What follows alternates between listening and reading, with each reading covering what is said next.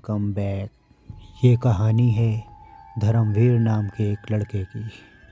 पुरानी Delhi railway station पर रात को लगभग 1 से 1:30 बजे एक ट्रेन आकर रुकी, जो अपने वक्त से काफ़ी ज़्यादा लेट थी।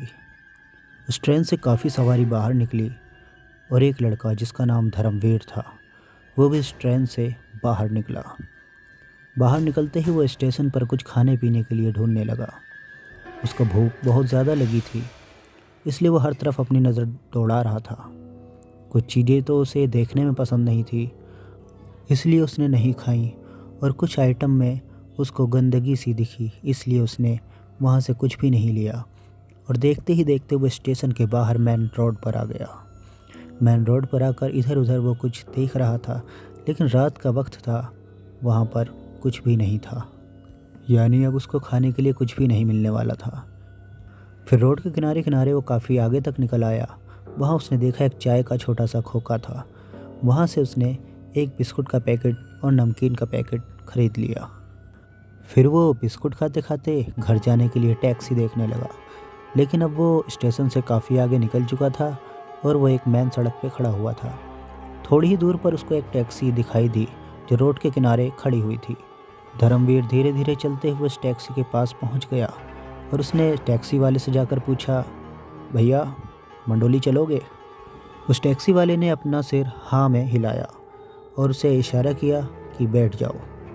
धर्मवीर टैक्सी में बैठते हुए बोला, भैया कितने पैसे लोगे? तो टैक्सी ड्राइवर ने जवाब दिया, जो सही लगे वो दे देना। अब धर्मवीर जैसे ही टैक्सी में बैठा, उसने देखा उसके बगल में एक छोटी सी बच्ची भी बैठी हुई थी। और धर्मवीर मन मन में सोचने लगा, कितना अजीब सा आदमी है, पैसे भी नहीं बता रहा। उसके बाद वो टैक्सी ड्राइवर टैक्सी को लेकर वहाँ से निकल गया। कुछ दूर पर जाने के बाद एक खाली जगह देखकर टैक्सी ड्राइवर ने टैक्सी को खड़ी कर दी। वो टैक्सी से उतरा और टैक्सी से पीछे की ओर कहीं चला गया। उसने धर्मवीर से कुछ भी नहीं बताया और चुपचाप वो उतर कर चला गया। कुछ देर बाद धर्मवीर भी टैक्सी से बाहर निकला और वो टैक्सी के पीछे जाकर इधर उधर देखने लगा, आखिर वो ड्राइवर कहाँ गया।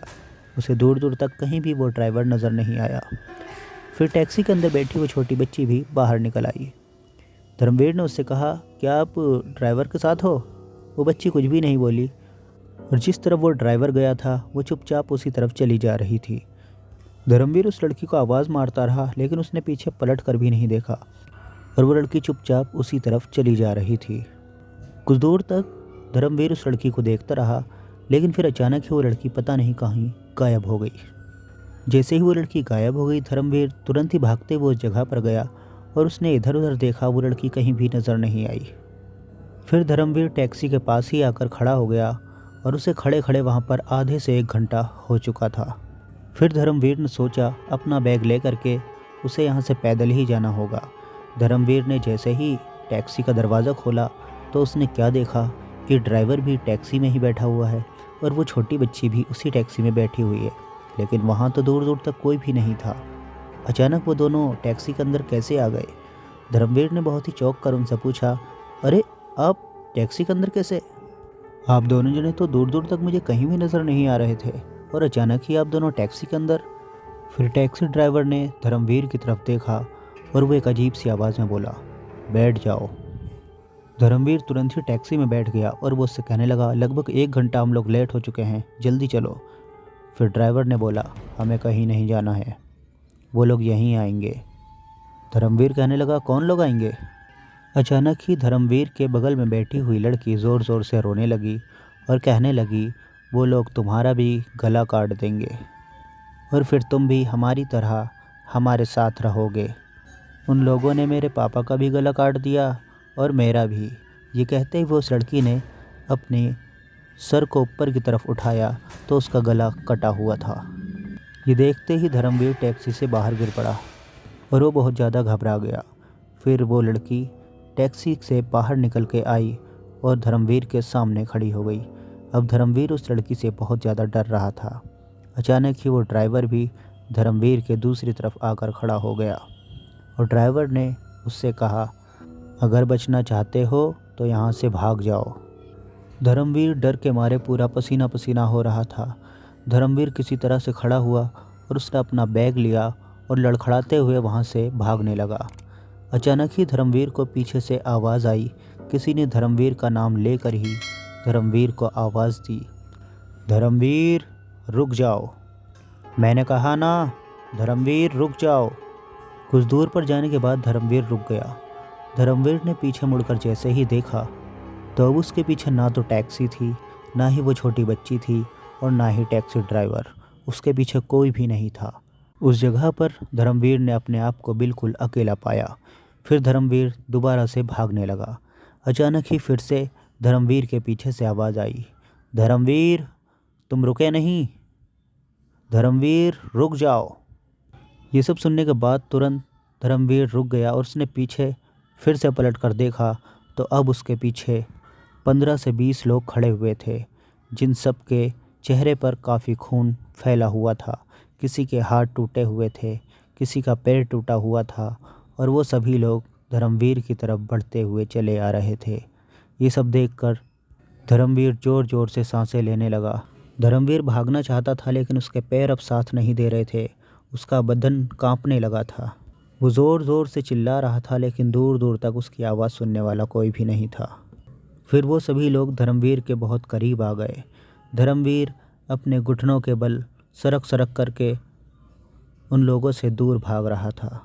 धर्मवीर बहुत कोशिश कर रहा था कि वो लोग धर्मवीर को ना पकड़ पाएँ, लेकिन उनमें से एक इंसान ने आकर धर्मवीर की टांग पकड़ ली। जैसे ही उसने धर्मवीर की टांग पकड़ी, धर्मवीर बहुत ज़ोरों से चिल्लाया और वो बहुत ज़्यादा डर गया था। अचानक ही फिर उसी टैक्सी की लाइट धर्मवीर की तरफ आने लगी और एक ज़ोरों का हॉर्न बजा। देखते ही देखते वो टैक्सी धर्मवीर के बिल्कुल करीब आकर के रुक गई। उस टैक्सी में वही ड्राइवर था जिस ड्राइवर ने धर्मवीर को यहाँ तक लाकर छोड़ा था। धर्मवीर उस टैक्सी की तरफ देखे जा रहा था और वो चिल्लाए जा रहा था, रोए जा रहा था। अचानक ही उस टैक्सी का दरवाज़ा खुला और वो ड्राइवर बाहर निकला और वो ज़ोर ज़ोर से चिल्लाने लगा, कहने लगा, धर्मवीर यहाँ से भाग जाओ, धर्मवीर यहाँ से भाग जाओ, मैंने तुमसे कहा था ना, तुम यहाँ से भाग जाओ। अब वो सभी लोग धर्मवीर के चारों तरफ आ चुके थे। धर्मवीर के चारों तरफ वो लोग खड़े होकर के ज़ोर ज़ोर से हंस रहे थे, एक बहुत ही डरावनी आवाज़ में। धर्मवीर को कुछ भी नहीं सुझाई दिया। वो वहाँ से उठकर सीधा टैक्सी के अंदर घुस गया और उसने टैक्सी का दरवाज़ा बंद कर लिया। फिर टैक्सी के अंदर वो टैक्सी ड्राइवर भी बैठ गया और उसने टैक्सी चला दी। वो टैक्सी को लेकर के थोड़ी सी ही दूर पर गया और उसने वहाँ ले जाकर ब्रेक मार दिया और धर्मवीर से कहा, बस मैं इससे आगे नहीं जा सकता। और कहने लगा, मैं इन लोगों से नहीं बच पाया, लेकिन तुम यहाँ से भाग जाओ, अपनी जान बचाओ, नहीं तो ये लोग तुम्हें भी मार देंगे और फिर तुम्हारा शरीर भी इन्हीं लोगों की तरह दूसरे लोगों को मारा करेगा। तुम भी एक तरह के शैतान बन जाओगे। धर्मवीर ने पीछे देखा कि वो लोग दूर दूर तक नज़र नहीं आ रहे, लेकिन उनकी आवाज़ आ रही थी। पता चल रहा था कि वो लोग आ ही रहे हैं। इसलिए धर्मवीर टैक्सी से निकल कर भागने की कोशिश कर रहा था। फिर अचानक ही धर्मवीर पीछे पलटा और उसने कहा कि आप कौन हैं और तुमने मुझे क्यों बचाया, तुम मुझे क्यों नहीं मारना चाहते। तो उस आदमी ने बताया, मेरा नाम खेमचंद है और मैं यहाँ एक टैक्सी चलाने का काम किया करता था। इन लोगों ने मुझे नहीं मारा, मेरे पैसेंजरों को इन्होंने मारा था। उन लोगों को बचाने के लिए मैं जब आगे बढ़ा तो मैं फ्लाईओवर से नीचे गिर गया था और मेरी मौत हो गई। अगर मेरी मौत इन्हीं लोगों के हाथों होती तो आज मैं भी इन्हीं लोगों के साथ तुम्हें मारने के लिए तुम्हारे पीछे खड़ा होता। फिर धर्मवीर ने देखा पीछे तो वो सभी लोग वहाँ से चले आ रहे थे। धर्मवीर वहाँ से बहुत ही ज़ोरों से दौड़ लगाकर उस सुनसान रास्ते से बहुत दूर चला गया। आगे जाने के बाद धर्मवीर को एक ऑटो चालक दिखा। उसने ऑटो का हाथ दिया और वो ऑटो में बैठ गया। फिर उसने उस ऑटो वाले से सारी बात बताई और कहा, इस तरफ से मत चलना। फिर ऑटो वाले ने उससे बताया कि हाँ मैं जानता हूँ, एक बार मेरे साथ भी यह हादसा हो चुका है। यहाँ पर एक टैक्सी ड्राइवर है जिसकी मौत हो गई थी यहाँ एक फ्लाईओवर के ऊपर से नीचे गिरने से, और आज भी उस टैक्सी ड्राइवर की आत्मा यहाँ पर भटक रही है, जो लोगों को हेल्प करती है, लोगों को बचाती है। उसी टैक्सी ड्राइवर ने मुझे भी बचाया था और उस टैक्सी ड्राइवर का नाम खेमचंद है। कहते हैं कि जब खेमचंद जिंदा था तो भी वो एक बहुत ही अच्छा इंसान था, लोगों की मदद किया करता था और आज भी वो लोगों की मदद ही कर रहा है। फिर उस ऑटो चालक ने धर्मवीर को मंडोली पहुंचा दिया और धर्मवीर सही सलामत अपने घर चला गया। लेकिन आज भी धर्मवीर उस हादसे को नहीं भूल पाया। लोग धर्मवीर की बातों पर विश्वास नहीं करते, लेकिन उसके साथ ही सब कुछ घट चुका है और कहानी यहीं पर समाप्त हो जाती है। Thanks for watching. Bye bye.